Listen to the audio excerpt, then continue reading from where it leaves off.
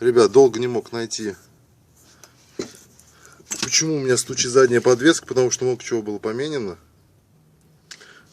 Ну и вот тут обнаруживаю, что, если вам сейчас будет видно,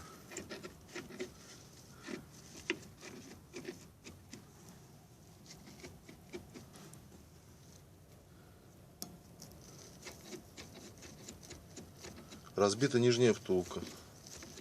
Амортизатор не тек. Но сколько я знаю, у них отдельно нижние втулки не продаются. Так что придется покупать новые амортизаторы. Или путем подбора. Ну, не знаю, стоит ли заморачиваться, или просто стоит поменять амортизатор. Вот из-за этого небольшого люфта прям подвески ощущается такой нормальный стук. Так что имейте в виду. А снимается он здесь.